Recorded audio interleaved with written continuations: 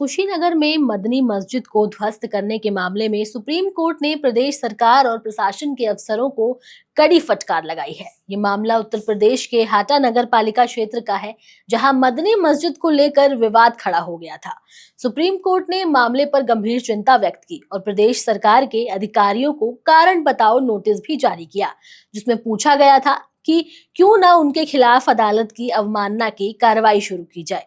चलिए अब आपको बताते हैं कि कोर्ट ने यूपी प्रशासन से क्या कहा, लेकिन उससे पहले आप हमारे चैनल द हिंदी टॉप को सब्सक्राइब करें, बेल आइकन दबाना ना भूलें ताकि आप तक पहुंचे हमारी हर खबर सबसे पहले। दरअसल सुप्रीम कोर्ट की पीठ, जिसमें जस्टिस BR गवई और जस्टिस AG मसीह शामिल थे, उन्होंने इस मामले में कड़ा रुख अपनाया। कोर्ट ने यूपी प्रशासन को फटकार लगाते हुए कहा कि इस पूरे मामले में अदालत के आदेशों की अवहेलना की गई है। 13 नवंबर 2024 को सुप्रीम कोर्ट ने साफ तौर पर यह कहा था कि किसी भी धार्मिक स्थल या ढांचे को बिना किसी सूचना और सुनवाई के नहीं तोड़ा जा सकता। इसके बावजूद प्रशासन ने इस आदेश की अवहेलना करते हुए मस्जिद तोड़ने की कार्रवाई की। कोर्ट ने निर्देश दिया कि जब तक मामले पर कोई अगला आदेश न आ जाए, किसी भी ढांचे को तोड़ने की कार्रवाई पर रोक लगेगी। यह आदेश यूपी प्रशासन के लिए एक कड़ा संदेश था, क्योंकि प्रशासन ने इस मामले में बिना सही प्रक्रिया का पालन किए मस्जिद को तोड़ने की कोशिश की थी। चलिए अब थोड़ा मस्जिद के इतिहास के बारे में जान लेते हैं और ये भी जानेंगे कि मस्जिद का विवाद कब से शुरू हुआ। दरअसल मदनी मस्जिद एक प्राइवेट प्रॉपर्टी पर बनी हुई है। सरकार का इससे कुछ भी लेना देना नहीं है। ये मस्जिद अजमतून निशा द्वारा रजिस्टर्ड बेनामे से खरीदी गई थी, उसी संपत्ति पर निर्मित की गई थी। मस्जिद के निर्माण से पहले इसकी कानूनी स्थिति साफ थी और इससे संबंधित मामले पहले भी न्यायालयों में चल चुके थे। हाईकोर्ट ने पहले ही इस मस्जिद के पक्ष में आदेश दिया था। हालांकि 22 साल बाद एक व्यक्ति द्वारा एप्लीकेशन देने के बाद प्रशासन ने अचानक कार्रवाई शुरू कर दी थी। इस दौरान प्रशासन ने बिना किसी सूचना के मस्जिद को तोड़ने की कार्रवाई की थी, जो कि कानून के तहत गलत है। इसके बावजूद मस्जिद की अवैधता को लेकर प्रशासन ने कोई ठोस प्रमाण नहीं प्रस्तुत किया।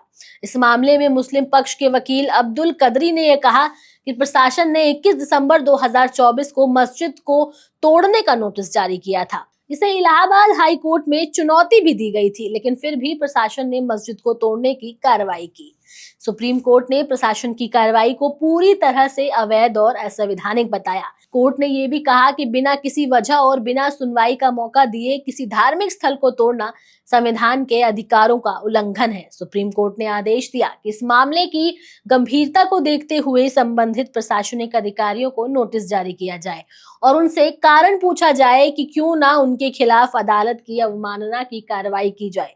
इसके साथ ही कोर्ट ने यह भी निर्देश दिया कि जब तक अगला आदेश न आ जाए, किसी भी धार्मिक स्थल या ढांचे को तोड़ा ना जाए।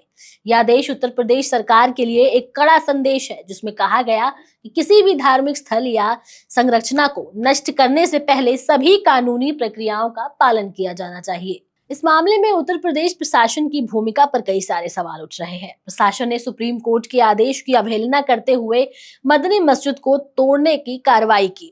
सुप्रीम कोर्ट ने प्रशासन की इस लापरवाही और असंवैधानिक कार्रवाई की निंदा भी की।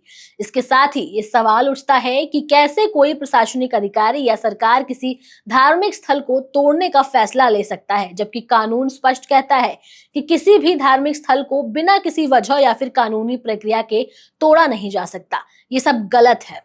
उत्तर प्रदेश सरकार और प्रशासन मस्जिद के निर्माण के संदर्भ में पिछले न्यायालयों के आदेशों और कानूनी प्रक्रियाओं को नजरअंदाज करते हुए कार्रवाई कर रहे थे। ये दिखाता है कि प्रशासन की कार्रवाई न केवल गलत थी, बल्कि ये संविधान और न्यायालय के आदेशों के खिलाफ थी। क्या प्रशासन इस तरह से धार्मिक स्थलों को तोड़ सकता है और किसी समुदाय की भावनाओं के साथ खेल सकता है? ये सवाल गंभीर है और इसका जवाब उत्तर प्रदेश सरकार और प्रशासन को देना होगा। वहीं इस मामले में प्रशासन का पक्ष रखते हुए कुशीनगर सांसद विजय दुबे ने इस मस्जिद को तोड़ने के निर्माण को सही ठहराया है और इसे सरकारी जमीन पर अवैध कब्जा करार दिया। उनका कहना था कि मस्जिद को तोड़ना इसलिए जरूरी था क्योंकि यह अवैध रूप से बनी थी। लेकिन क्या इस तरह के बयान और कार्रवाई से समाज में और भी असहमति और तनाव नहीं बढ़ेगा? क्या ये केवल एक राजनीतिक खेल नहीं है जो धर्म के नाम पर लोगों को बांटता है?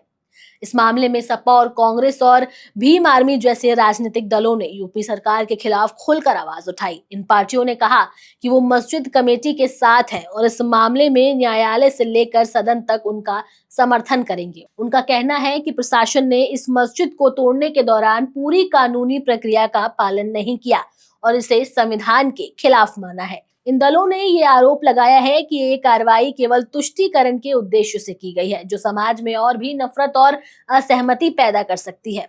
अब ये मामला केवल एक मस्जिद को तोड़ने से जुड़ा नहीं है, बल्कि संविधान, न्याय और धार्मिक अधिकारों की रक्षा से भी जुड़ा हुआ है। बहरहाल इस खबर से जुड़ी हर अपडेट हम आपको देते रहेंगे। कैमरामैन शिव कुमार के साथ मैं आपके साथ तनु चतुर्वेदी। आप देखते रहें द हिंदी टॉप। हमारे चैनल द हिंदी टॉप को सब्सक्राइब करें। हमें एक्स यानी ट्विटर, फेसबुक और इंस्टाग्राम पर भी फॉलो करें।